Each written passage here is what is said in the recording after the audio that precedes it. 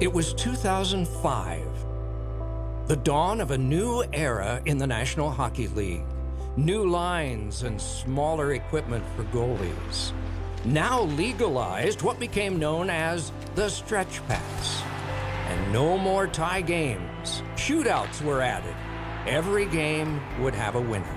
Oh, Malik went between his legs, and the Rangers win it in a shootout. Also new that year, a Washington winger named Alexander, who scored more goals than anyone, some in fantastic ways. Alexander Ovechkin, welcome on board. And a Pittsburgh center named Sid, who registered more points than anyone, some at dramatic times. Here's Crosby on a breakaway. The game on his stick. Score! And there was another new element that season, us. And we arrived with some ideas. Rather than a traditional intermission studio, right outside our offices, we had our own historic rink. By the way, it's a beautiful day for hockey, isn't it? Perfect. The NHL and NBC is going to continue after this. And at the arenas, in addition to the usual booth, we made one request. We're in the minors long as the meet. Just a small bit of shoulder-width real estate between the benches we'd call inside the glass. Peter Sikora just tapped the glass and said, I'm going to score. From there, we'd be able to provide information never shared firsthand before. Said he would get the winner, and he did. And we made another request.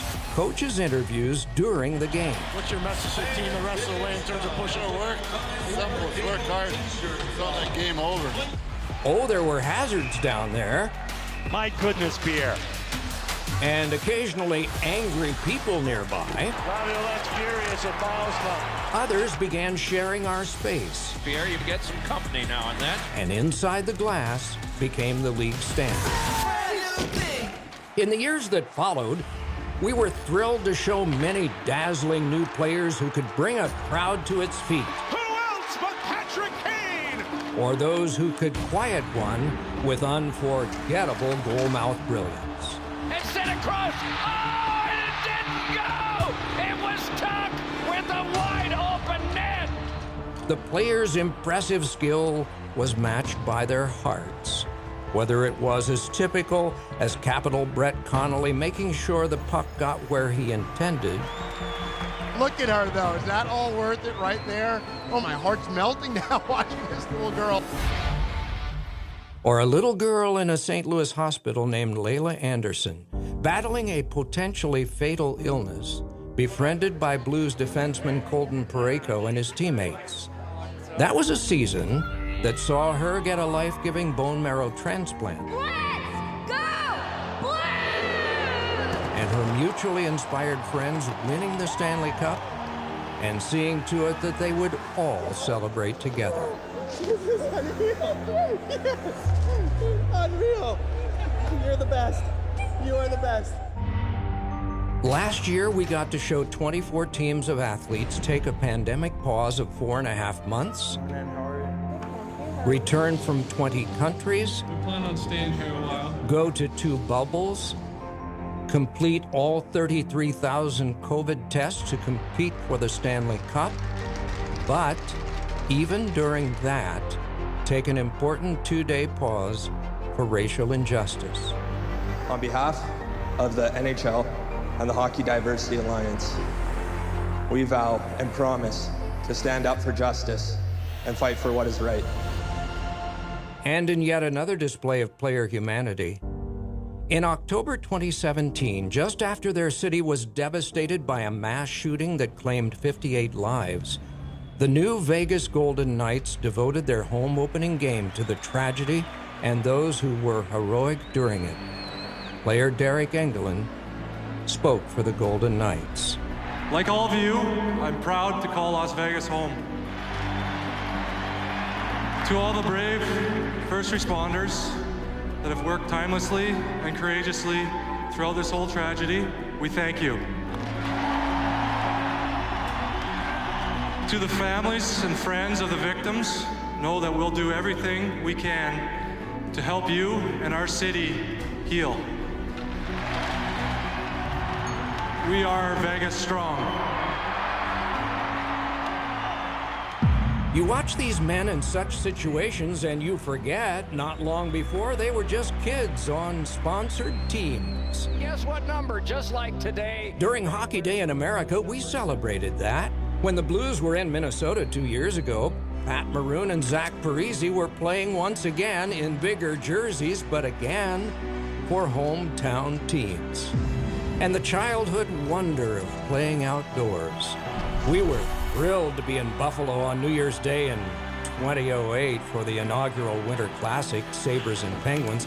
There was lots of snow, some stops for repair, but a shootout and a memorable finish. The game on his stick right here. Score! Penguins win! There were 105,000, still the record at a stadium in Ann Arbor normally used for college football. Zetterberg gliding out to the 50, to the 40, to the 30. That game also went to a shootout. Trying to win it. He scores! Before the Maple Leafs defeated the Red Wings. And along the way, as many glorious venues as you can name. Wrigley, Fenway, Soldier Field, Notre Dame Stadium, Service Academies, Yankee Stadium. Oh, and even warm weather places like the home of the Dodgers. And their iconic voice was there too. Tonight, we will present a game of hockey, the game that will set us on our ears. And staying with the City of Angels at the 2017 All-Star celebration of the league's 100th year. The 100 greatest players in history were named, with 67 of the 74 still living on stage. And then before the game at Staples Center, they shared the ice with the current All-Stars, the greatest hockey talent on one sheet of ice in history. And during that celebration, 5 of the 100 sat at a round table with us. Let's pretend it's 3-on-3, and it's Sid and Jonathan and Duncan Keith. And you 3 guys are 20. And you're the other 3. Defensemen and 2 forwards. They have no shot. I'm not going to argue with that. At the 2019 All-Star Weekend Skills, a surprise entry in the fastest skater event.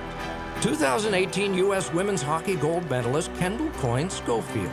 Her performance was the highlight of the weekend. Kendall Coyne in the home stretch. 14.346. Later, she became one of several commentators to join veteran NBC hockey director Lisa Seltzer to salute International Women's Day with a telecast from Chicago. It is the first NBC game broadcast ever produced and called entirely by women.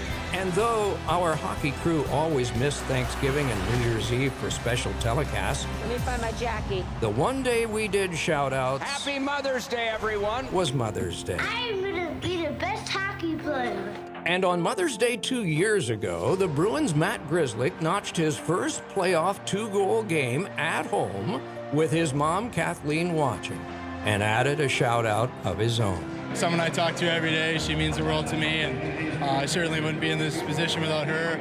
We never forgot this was to be fun. In 2015, Johnstown, Pennsylvania, and the rink where the iconic movie Slapshot was filmed, won the right to host Kraft Hockeyville's preseason game, Penguins and Lightning. Fitting that the film's Hanson brothers were there. Go out there and play old-time hockey like Eddie Shore, Clapper, and Toe Blade, Gordie Howe, Gordie! And that many caught the spirit of the thing. It is so special to be where Jim Carr once worked. And not to live in the past, but occasionally chuckle about it, our analyst took us on fun journeys through story time. I fought Joe Sacco, and it was one of the rare times that I actually won a fight. Kid hung in there, but he took a beating from me. And then I'm heading to the penalty box, and there's Craig Berube. And the thumbs up. When he was a child, little Marc-Andre Fleury dreamed of making a save to win his team the Stanley Cup. Long after, he was 24 years old, and in a final series Game 7 for Pittsburgh at Detroit, and he got his dream chance. off the tie-up. It comes back to the point. Rafalski, the shot, knocked down in front, scramble. There's Emrick, a shot, another shot, fought off by Fleury. The horn sounds and the Penguins have won the Stanley Cup. Back across to Williams. Score!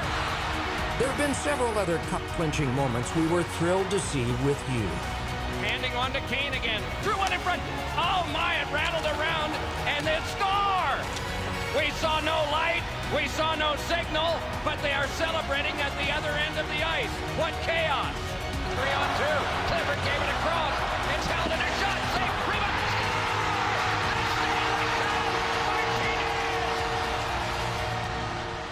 Rebound. We hope along with these thrilling moments, you do recall some other times.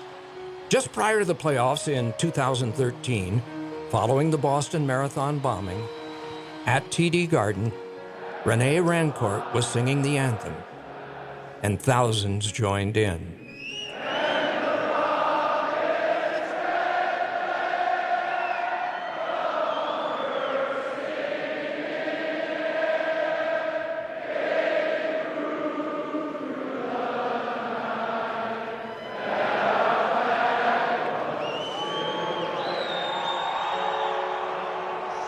And in San Jose in 2016, the Penguins had the Stanley Cup, and the first handoff was to injured defenseman Trevor Daley, whose mother, seriously ill with cancer, watched on TV as her son lived out their dream. I know his mom had told him, she wanted to see him with the cup, and it'd just be nice to, to have her see that. Or 2 years later in Las Vegas, Victoria's Capital T.J. Oshie shared a moment with his father, Tim, who was affected by symptoms of Alzheimer's. I love you, Mom. I love you. We did it. So proud. You're not going to forget this one, right? And so many others. Is this a gag? There's the cup. The Stanley Cup? You ever seen the Stanley Cup before? No. This close? Affected away from the ice by this beautiful historic trophy. My God. That is not only a magnet for touching, I'm touching the Stanley Cup. but that produces lifetime memories. This is just overwhelming. Handshake lines close off any Stanley Cup year. We have shown you 16 of these, and 16 teams clustered together for one last picture. Teams, exhausted but victorious. Teams. Perhaps in your own life you have been on a team of people for some time and then seen it come to an end. If so, you will understand how it is with us as we close our time with the NHL on NBC. One of God's greatest gifts is that of memory. We got to have that hip jumping on One of him. mankind's greatest gifts is video. As we have watched this last video with you and now carry away our own memories, we are sad for ourselves, but grateful for your loyalty to this wonderful sport. And also grateful as we say to you for this final time, thank you. Thank you for watching the Stanley Cup Playoffs on NBC.